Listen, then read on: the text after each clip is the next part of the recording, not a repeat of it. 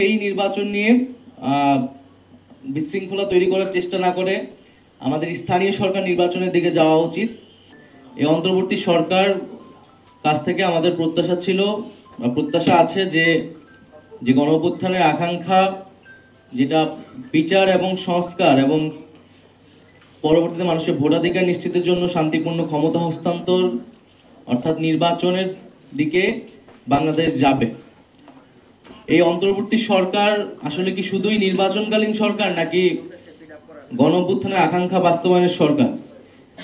এইটা একটা মৌলিক বিষয়। আমরা মনে করি যে এই অন্তর্বর্তী সরকার একটা গণঅভ্যুত্থানের প্রেক্ষিতে তৈরি হয়েছে এবং ফলে তার গণঅভ্যুত্থানের যে আকাঙ্ক্ষা, সেই আকাঙ্ক্ষা বাস্তবায়নের একটা দায়বদ্ধতা রয়েছে।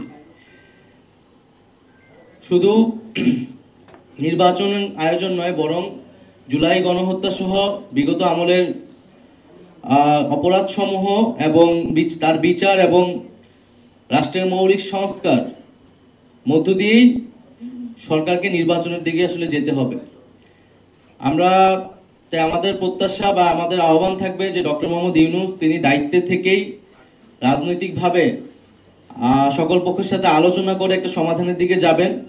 আমরা মনে করি যে জুলাই ঘোষণাপত্রের যেই নির্ধারিত সময় দেওয়া হয়েছিল, সময় কিন্তু আগাচ্ছে, ফলে নির্ধারিত সময়ের মধ্যে জুলাই ঘোষণাপত্র প্রদানের ব্যবস্থা করা উচিত এবং বিচার, সংস্কার এবং নির্বাচন এই তিনটিরই রোডম্যাপ একসাথে প্রকাশ করা উচিত।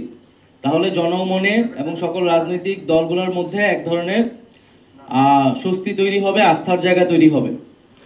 ফলে আমাদের অন্তর্বর্তী সরকারের প্রতি আহ্বান, জুলাই ঘোষণাপত্র এবং বিচার, সংস্কার এবং নির্বাচনের রোডম্যাপ একত্রে ঘোষণা করা এবং সব পক্ষের সাথে আলোচনা করে একটা সুষ্ঠু সমাধানের দিকে যাওয়া। পাশাপাশি রাজনৈতিক দলগুলো এবং আমাদের জনগণের প্রত্যেকেরই আসলে দায়িত্বশীল আচরণ করতে হবে। বাংলাদেশের বর্তমান পরিস্থিতি, জাতীয় নিরাপত্তা এবং ভবিষ্যৎ গণতান্ত্রিক বাংলাদেশের কথা ভেবে সকলেই সেই দায়িত্বশীল আচরণ করব আমরা এবং একটা আলাপ আলোচনার মধ্যে দিয়ে সমাধানের দিকে যাব, সেটা আমাদের প্রত্যাশা। দ্বিতীয় আরেকটি বিষয় হচ্ছে, সেনাবাহিনীর পক্ষ থেকে 626 জনের একটা তালিকা, যেটা আমরা দীর্ঘদিন ধরে শুনে আসছিলাম, সেই তালিকা প্রকাশ করা হয়েছে। এই তালিকাটা যদি আরো আগে প্রকাশ করা হইতো, এটা তো আসলে 18ই আগস্ট বা আগস্ট মাসেরই ঘটনা, তাহলে আসলে জনমনে কিন্তু কোনো ধরনের সন্দেহ এবং শঙ্কা তৈরি হতো না এবং এক প্রতিষ্ঠানের বিরুদ্ধে কেউ কথা বলার সুযোগ পেত না। সেনাবাহিনী আমাদের দেশের সার্বভৌমত্বের প্রতীক। আমরা চাই যে এবং সেনাবাহিনী এই গণ অভ্যুত্থান এবং পরবর্তী সময়ে যে ভূমিকা পালন করতেছে সেটা অবশ্যই গুরুত্বপূর্ণ। কিন্তু একই সাথে আমাদের রাজনৈতিক ইতিহাসে আমরা বিভিন্ন সময় দেখেছি সেনাবাহিনীর সাথে রাজনীতির একটা সম্পর্ক কখনো কখনো তৈরি হয়। আমরা 1/11-এর ঘটনা জানি। এই সকল ঘটনা কিন্তু আমাদের গণতন্ত্রের জন্য, আমাদের রাষ্ট্রের জন্য এবং আমাদের সেনাবাহিনী প্রতিষ্ঠান হিসেবে কারোর জন্য কিন্তু কখনোই ভালো ফলাফল নিয়ে আসেনি। ফলে সেই বিষয়টা যাতে আমরা সকলেই বিবেচনা করি, যার যেটা কাজ, যার যেটা দায়িত্ব, সেটাই যাতে সে পালন করে। আমরা বিগত আমলে রাষ্ট্রের বিভিন্ন প্রতিষ্ঠানের বিরুদ্ধে বিভিন্ন প্রতিষ্ঠানকে দলীয়করণ করা হয়েছে। আমলাতন্ত্র, পুলিশ, সেনাবাহিনী এবং নানা ধরনের তাদেরকে দিয়ে মানবতা বিরোধী কাজের অভিযোগও তাদের বিরুদ্ধে রয়েছে। ফলে প্রত্যেকটা প্রতিষ্ঠানই এই সময়টা এসে একটা বিচারের মধ্য দিয়ে যারা অভিযুক্ত তাদেরকে শায়েস্তা করবে এবং প্রতিষ্ঠানগুলোকে রাষ্ট্রীয় জনগণের প্রতিষ্ঠান হিসেবে পুনঃপ্রতিষ্ঠা করবে, এটাই আমাদের প্রত্যাশা। গুমের অভিযোগ যাদের বিরুদ্ধে রয়েছে, যে সকল সেনা অফিসারের বিরুদ্ধে রয়েছে, তাদের মধ্যে অনেকে গ্রেফতার হয়নি বা তাদের অবস্থা এখন কি সে বিষয়ে আমরা কিন্তু জানি না।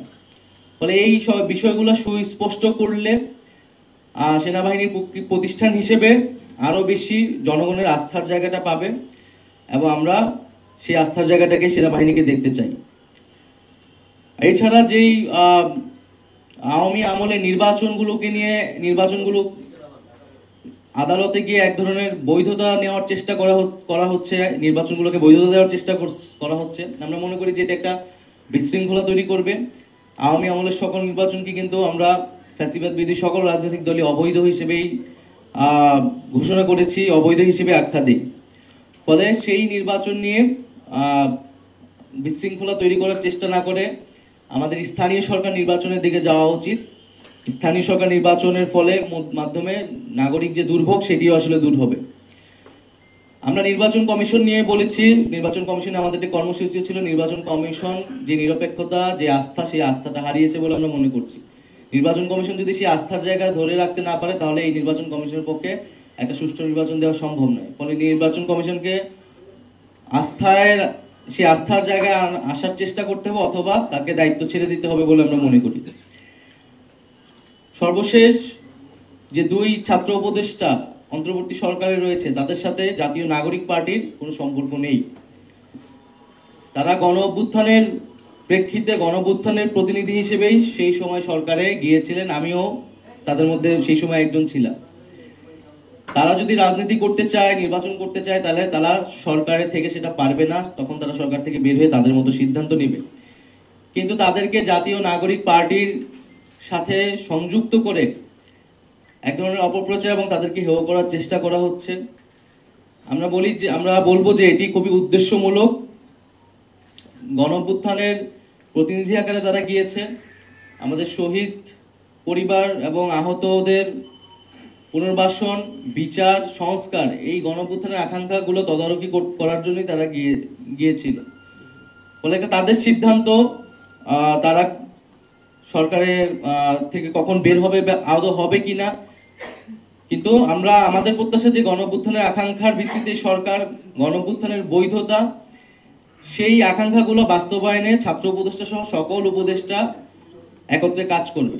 ফলে দুইজন ছাত্র উপদেষ্টাকে জাতীয় নাগরিক পার্টির সাথে সংযুক্ত করে যে অপপ্রচার, আমরা তার নিন্দা এবং প্রতিবাদ জানাচ্ছি।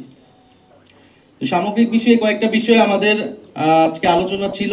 আমাদের মনে হয়েছে যে আমাদের স্পষ্ট করা প্রয়োজন জাতির সামনে।